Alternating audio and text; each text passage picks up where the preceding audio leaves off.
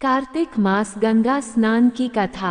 एक नगर में एक ब्राह्मण दंपत्ति रहते थे और वे दोनों प्रतिदिन 7 कोस दूर गंगा व यमुना नदी में स्नान करने जाते थे।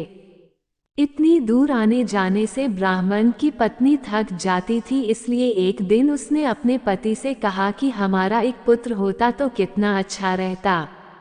पुत्र के बहू आती तो हमें घर वापस आने पर खाना बना हुआ मिलता और बहू घर का काम भी कर देती।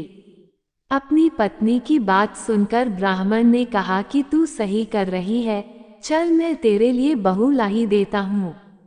ब्राह्मण ने कहा कि एक पोटली में आटा डालकर कुछ मोहरे रख दे।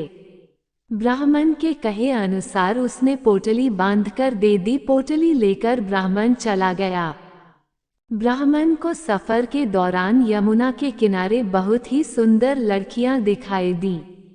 वे रेत में घर बनाकर खेल रही थी। उनमें से एक लड़की ने कहा कि मैं अपना घर नहीं बिगाड़ूंगी, मुझे तो रहने के लिए ये घर चाहिए।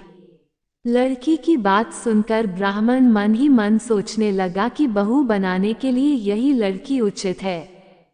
जब वो लड़की जाने लगी तो ब्राह्मण भी उसके पीछे पीछे उसके घर तक पहुंच गया और वहां जाकर ब्राह्मण ने उस लड़की से कहा, बेटी, कार्तिक मास चल रहा है इसलिए मैं किसी के घर खाना नहीं खाता। मैं अपने साथ आटा लेकर आया हूँ, तुम अपनी माता से पूछो कि क्या वह मेरे लिए आटा छानकर 4 रोटी बना देंगी। यदि वह मेरा आटा छानकर रोटी बनाएगी तो ही मैं रोटी खाऊंगा। लड़की ने जाकर अपनी माँ को ये सारी बात बताई। माँ ने कहा, ठीक है, जाओ ब्राह्मण से कह दो कि वह अपना आटा दे दे, मैं रोटी बना दूंगी। जब वह आटा छानने लगी तो आटे में से मोहरें निकली और वह सोचने लगी कि जिसके आटे में इतनी मोहरें हैं उसके घर में कितनी मोहरें होंगी। जब ब्राह्मण खाना खाने बैठा तो लड़की की माँ ने उस ब्राह्मण से पूछा, क्या आपका कोई लड़का है और क्या आप उस लड़के की सगाई करने जा रहे हो। ये सुनकर ब्राह्मण ने कहा कि मेरा लड़का तो काशी में पढ़ने गया हुआ है, लेकिन यदि तुम कहो तो खांड कटोरे से विवाह करके तुम्हारी बेटी को अपने साथ ले जाऊं। लड़की की माँ ने कहा, ठीक है। इस पर लड़की की माँ ने लड़की की खांड कटोरे से शादी करके उसे ब्राह्मण के साथ भेज दिया। ब्राह्मण ने घर आकर कहा, रामू की माँ, दरवाजा खोलकर देख, मैं तेरे लिए बहू लेकर आया हूँ। ब्राह्मण की पत्नी भीतर से ही बोली, हमारे तो कोई बेटा नहीं है तो बहू कहाँ से आए। दुनिया ताने मारती थी, अब आप भी मारने लगे। ब्राह्मण ने कहा, तू दरवाजा खोल कर तो देख। जब ब्राह्मण की पत्नी ने दरवाजा खोला तो देखा कि सामने बहू खड़ी है। उसने बहू का स्वागत किया और आदर सत्कार से अंदर ले गई। अब जब ब्राह्मण अपनी पत्नी के साथ नदी स्नान करने जाता तो पीछे से बहू घर का सारा काम करके और खाना बनाकर रखती थी। वो उनके कपड़े धोती और रात को हाथ पैर भी दबाती थी। इस तरह बहुत दिन बीत गए। ब्राह्मणी ने अपनी बहू से कहा कि बहू, कभी भी चूल्हे की आग मत बुझने देना और मटके का पानी खत्म मत होने देना। परंतु एक दिन चूल्हे की आग बुझ गई। ये देखकर बहू घबरा गई और भागी भागी अपनी पड़ोसन के पास गई और कहा कि मेरे चूल्हे की आग बुझ गई है, मुझे थोड़ी आग चाहिए। मेरे सास ससुर सुबह स्नान करने गए हुए हैं, वह थके हुए घर आएंगे, इसलिए मुझे उनके लिए खाना बनाना है। ये सुनकर पड़ोसन ने कहा कि तू तो बावली है, तुझे ये दोनों मिलकर पागल बना रहे हैं। इनके कोई पुत्र नहीं है और ये निसंतान है।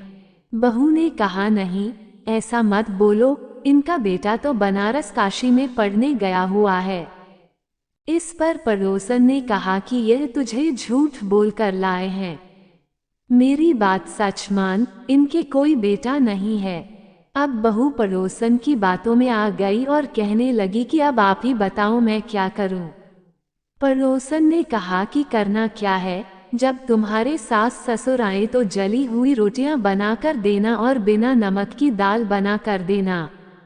खीर की करछी दाल में और दाल की करछी खीर में डाल देना। पड़ोसन ने उसे अच्छे से सिखा पढ़ा दिया और फिर जब उसके सास ससुर घर आए तो उसने न तो उनका आदर सत्कार किया और न ही उनके कपड़े धोए। जब उसने सास ससुर को खाना दिया तो सास बोली, बहू आज ये रोटियां जली हुई क्यों है और दाल भी अच्छी नहीं है। तब बहू ने पलटकर कहा कि एक दिन ऐसा खाना खा लोगे तो कुछ बिगड़ नहीं जाएगा तुम्हारा।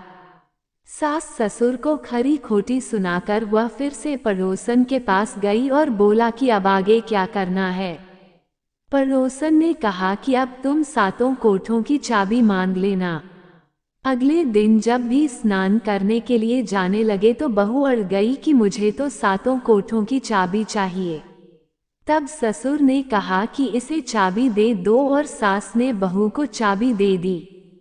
सास ससुर के जाने के बाद जब बहू ने दरवाजे खोले तो देखा कि किसी में अन्न भरा है, किसी में धन भरा है और किसी कोठे में बर्तन पड़े हैं। जब उसने सबसे ऊपर का सातवां कोठा खोला तो देखा कि शिव जी, पार्वती माता, गणेश जी, लक्ष्मी माता जी, पीपल पथवारी, कार्तिक के ठाकुर, राय दामोदर, तुलसी जी का बिड़वा, गंगा यमुना और 33 कोटि देवी देवता विराजमान हैं। वहीं पर एक लड़का चंदन की चौकी पर बैठा माला जप रहा है। ये सब देखकर उसने लड़के से पूछा कि तुम कौन हो। तब लड़का बोला कि मैं तेरा पति हूँ, अभी दरवाजा बंद कर दे। जब मेरे माता पिता आएंगे तब दरवाजा खोलना। ये सब देखकर बहू बहुत खुश हुई और 16 श्रृंगार कर सुंदर वस्त्र पहनकर अपने सास ससुर का इंतजार करने लगी। उसने अपने सास ससुर के लिए अच्छे अच्छे पकवान बनाए। जब उसके सास ससुर घर पर आए तो उसने उनका आदर सत्कार किया और प्रेम पूर्वक खाना खिलाया और हाथ पैर दबाने लगी। पैर दबाते दबाते बहू ने कहा कि माँ, आप इतनी दूर गंगा यमुना स्नान करने के लिए जाती हो तो आप थक जाती हो, इसलिए आप घर पर ही स्नान क्यों नहीं करती हो। ये सुनकर सास कहने लगी कि बेटी, गंगा यमुना घर पर तो नहीं बहती है। तब उसने कहा, हाँ माँ जी बहती है, चलो मैं आपको दिखाती हूँ।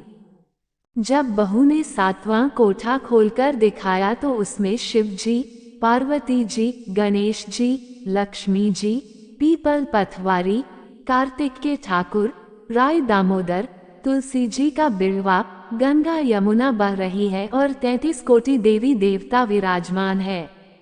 वहीं चौकी पर बैठा एक लड़का माला जप रहा है। माँ ने उसे देखकर कहा कि बेटा तू कौन है। लड़का बोला, माँ मैं तेरा बेटा हूँ। तब ब्राह्मणी ने पूछा कि तू कहाँ से आया है। लड़के ने जवाब दिया कि मुझे कार्तिकेय ने भेजा है। माँ ने कहा, बेटा ये संसार कैसे मानेगा कि तू मेरा बेटा है। माँ ने कुछ विद्वान पंडितों से मदद मांगी। पंडितों ने कहा, इस पार बहू बेटा खड़े हो जाएं और उस पार माँ खड़ी हो जाए। माँ ने चमड़े की अंगिया पहनी हो और छाती में से दूध की धार निकालकर बेटे की दाढ़ी मूछ भीगे और पवन पानी से गठजोड़ा बंधे, तब मानेगे कि यह इस माँ का ही बेटा है।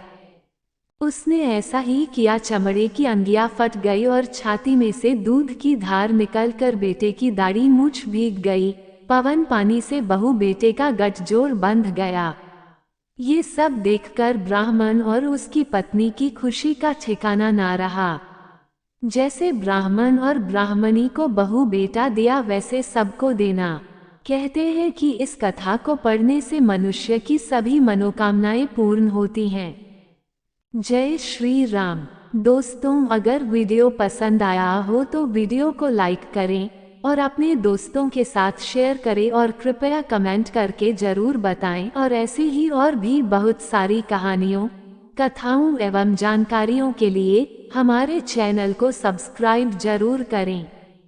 धन्यवाद।